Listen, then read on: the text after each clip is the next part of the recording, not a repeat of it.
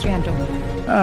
ഞാൻ എന്തായാലും ഈ ഭാരതാംബേനെ ഇപ്പൊ നിയമസഭ രാജ്ഭവനിൽ വെച്ചിരിക്കുന്ന ഭാരതാംബേനെ അംഗീകരിക്കാൻ തയ്യാറല്ല. അത് കാര്യമായിട്ട് തന്നെ പറയാമല്ലോ. ഇന്ത്യ എന്ന് പറയുന്നത് ഒരു ജനാധിപത്യ മതേതര രാഷ്ട്രമാണ്.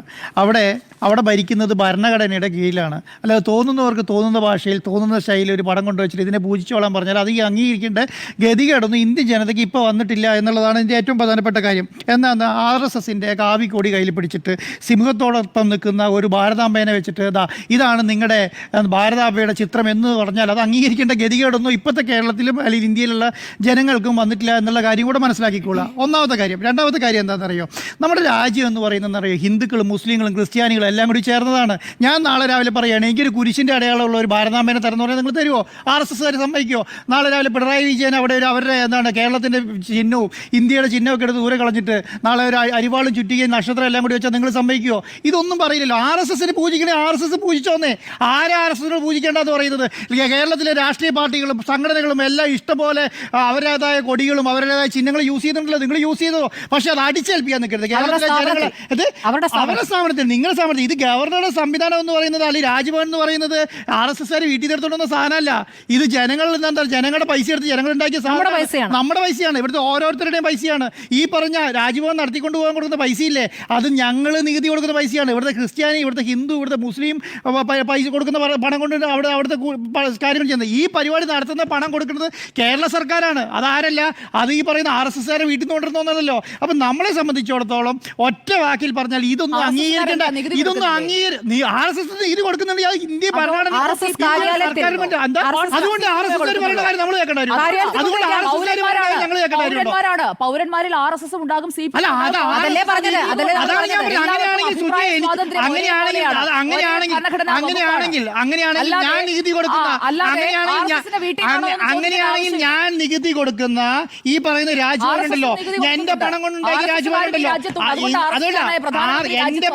എന്റെ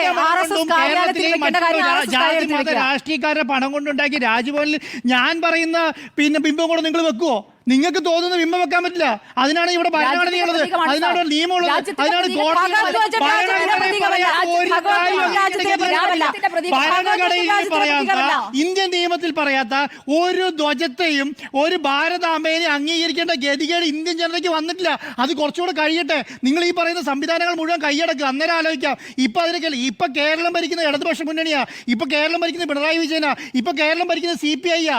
അവര് പറയുന്ന കാര്യങ്ങൾ അവർക്ക് ഈ പറയുന്ന ഗവർണർക്ക് ഈ കാര്യം നടത്തി കൊടുക്കാൻ പറ്റിയില്ല. കേരള സർക്കാർ തീരുമാനിച്ച പരിപാടി രാജ്ഭവനിൽ നടത്താൻ നിങ്ങൾക്ക് പറ്റില്ല. ഞങ്ങൾക്ക് സംവിധാനങ്ങൾ എന്തുകൊണ്ടാണ് നിങ്ങൾക്ക് ഒരാളെ കിട്ടാതെ പോയത്? ഗവർണർക്ക് വേറൊരു ഗവർണറെ വെച്ച് നടത്തേണ്ടി വന്നില്ലേ? എന്തുകൊണ്ടാണ് കേരളത്തിൽ ഒരു മന്ത്രിയെ കിട്ടാതെ പോയത്? കേരളത്തിൽ എന്തുകൊണ്ട് ഒരു രാഷ്ട്രീയ പാർട്ടി കിട്ടാതെ പോയത്? രാജേന്ദ്ര വിശ്വനാഥ് പോയിട്ടില്ല. നമ്മളെ സംബന്ധിച്ചിടത്തോളം എന്താണ്, ഈ പറഞ്ഞ ഗവർണർ RSSന്റെ പ്രതിനിധിയായി രാജ്ഭവനിൽ പരിപാടി നടത്തിയാൽ അതൊന്നും സമ്മതിക്കേണ്ട ഗതികേട് കേരളത്തിലെ സർക്കാരും കേരളത്തിലെ ജനങ്ങൾക്ക് വന്നിട്ടില്ല. ആ സമയത്ത് അതൊരു നിങ്ങൾ എടുത്തു വെക്കുന്ന ഭഗവത് ധ്വജത്തെയൊക്കെ പൂജിച്ചു കളയാം എന്ന് തീരുമാനിച്ചാൽ അതിന് വേറെ ആളെ നോക്കണം.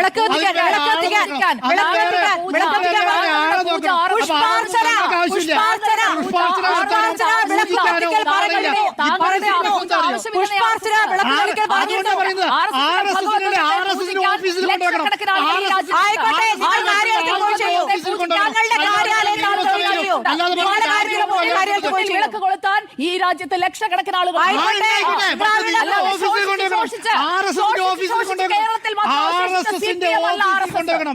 RSSന്റെ ഓഫീസിൽ കൊണ്ടുവെക്കണം. 2001 വരെ ഇല്ലാത്ത 2002 വരെ ഇല്ലാത്ത ഈ പറയുന്ന ദേശീയ പതാക അതുപോലെ തന്നെ പാർട്ടി ആസ്ഥാനങ്ങളിലൊക്കെ ഉയർത്തി തുടങ്ങിയത്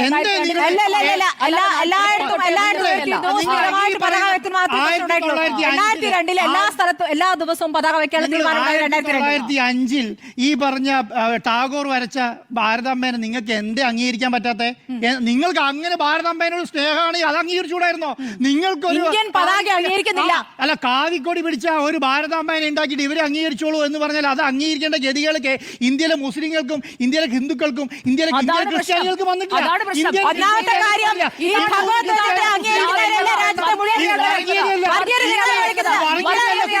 ഇന്ത്യയിലെ ഹിന്ദു അല്ല. ഹിന്ദുക്കളെ തോട്ട അച്ചാരമൊന്നും നിങ്ങൾ എടുക്കണ്ട.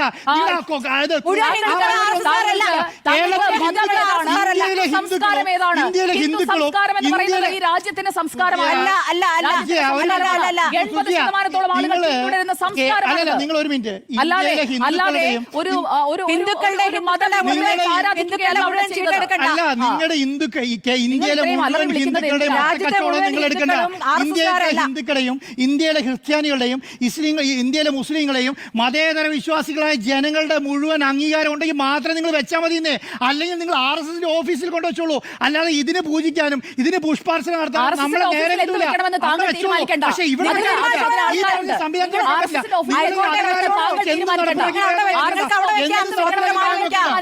നോക്കൂ, രാജ്ഭവനിൽ ആ തരത്തിൽ കൊണ്ടുവയ്ക്കാൻ ഗവർണർക്ക് അധികാരമില്ല. ഗവർണർ ഭരണഘടനാ ലംഘനമാണ് നടത്തിയത് എന്നുള്ളത് തന്നെയാണ് തെളിയുന്നത്. ഒരു മതചിഹ്നമോ ഈ തരത്തിലുള്ള ചിഹ്നങ്ങളോ കൊണ്ടുവയ്ക്കാനുള്ള സ്ഥലമല്ല. അവിടെ എന്തുകൊണ്ട് ദേശീയ പതാക വയ്ക്കാൻ പറ്റില്ല? ഭരണഘടനയിൽ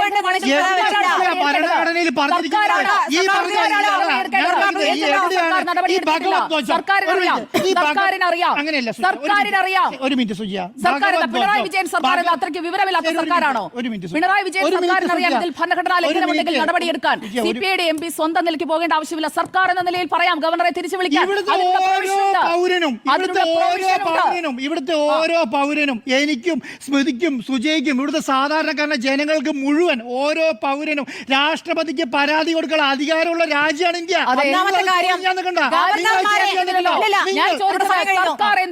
സർക്കാർ എന്തുകൊണ്ട് ആക്ട് ചെയ്തില്ല?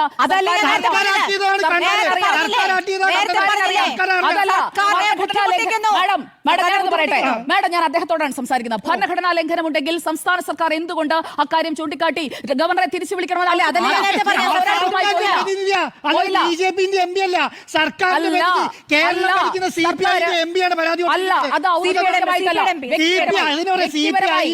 സന്തോഷ് കുമാർ MP വ്യക്തിപരമായിട്ടാണ് കേരളം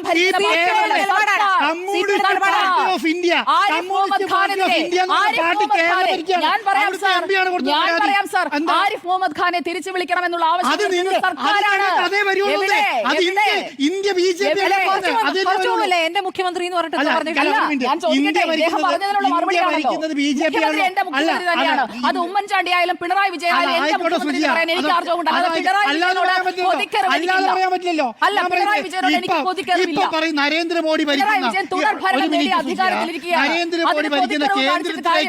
നരേന്ദ്രമോദി ഭരിക്കുന്ന കേന്ദ്രത്തിലേക്ക് ഒരു പരാതി കൊടുക്കുന്നതാണ് ഈ പറഞ്ഞ രാജ്യസഭ ഗവർണറെ തിരിച്ചു വിളിക്കുന്നുള്ള ബോധ്യം ഞങ്ങൾക്കില്ല. ആ കാലമൊക്കെ കഴിഞ്ഞു എന്നുള്ളത് നിങ്ങൾക്ക് അറിയാം. ഒരു മിനിറ്റ്, ഞാൻ പറയുന്നത് എന്താ അറിയോ? നിങ്ങൾ ഒറ്റ കാര്യം മനസ്സിലാക്കേണ്ടുള്ളൂ. ഭരണഘടനയിൽ പറയാത്ത ഒരു ഭാരതാംബേനെ അംഗീകരിക്കേണ്ട കാര്യമൊന്നും ഇന്ത്യയിലെ ജനങ്ങൾക്കില്ല. അത് നിങ്ങൾ മനസ്സിലാക്കിയാൽ മതി, RSS മനസ്സിലാക്കിയാൽ മതി, ഗവർണർ മനസ്സിലാക്കിയാൽ മതി. അതൊരു പുഷ്പാർച്ചന നടത്താൻ വേണ്ടിയിട്ടൊന്നും ഒരു മന്ത്രി പോകുന്നു നിങ്ങൾ വിചാരിക്കേണ്ട. ആ വെച്ച വെള്ളമൊക്കെ വാങ്ങി വെച്ചോളൂ സുജിയ.